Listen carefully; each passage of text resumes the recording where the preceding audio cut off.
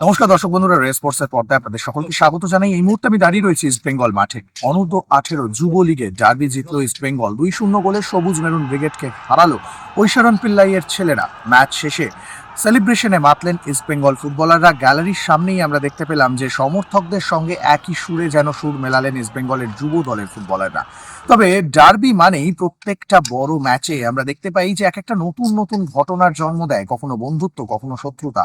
মাঠের 90 মিনিট যেমন শত্রুতা থাকে, তেমন মাঠের বাইরে কিন্তু একটা টান টান বন্ধুত্ব, একটা সুন্দর মুহূর্ত সবসময় তৈরি হয়। এর আগেও আমরা দেখেছিলাম যে বড় ম্যাচ চলাকালীন ইস্টবেঙ্গল হেরে যাওয়ার পর ইস্টবেঙ্গল ফুটবলার, ইস্টবেঙ্গল গোলরক্ষকদের সান্ত্বনা দিতে এগিয়ে এসেছিলেন মোহনবাগান সহকারী কোচ বাস্তব রায়। সেই ছবি যেন আজকে দেখা গেল যুব দলের ডার্বিতে, যেখানে আজকে ডার্বি হারের পর মোহনবাগান যুব দলের ফুটবলার জয়ন্ত মণ্ডল কান্নায় ভেঙে পড়েছিলেন। 2-0 গোলে লাল হলুদ ব্রিগেডের বিরুদ্ধে হারের পর সেই হারটা মেনে নিতে পারেননি, কিন্তু ইস্টবেঙ্গল ফুটবলাররা তার কাছে চলে গেলেন, তাকে সান্ত্বনা দিলেন, তাকে জড়িয়ে ধরলেন। কারণ ম্যাচ মানেই হার জিত, 90 মিনিটের লড়াই, সেখানে জয় পরাজয় থাকবেই, কিন্তু ভেঙে পড়ে পরবর্তী লড়াইয়ের রসদ হারালে হবে না, সেই বার্তাটাই বোধহয় আজকে দিয়ে গেলেন ইস্টবেঙ্গল দলের ফুটবলার প্রীতম গাইন। তাকে দেখা গেল তিনি আজকে গোল করলেন মোহনবাগানের বিরুদ্ধে, এবং সেখানেই ম্যাচের শেষে তিনি প্রতিপক্ষ দলের ফুটবলার যখন কান্নায় ভেঙে পড়ছে তাকে জড়িয়ে ধরলেন, তাকে সান্ত্বনা দিলেন।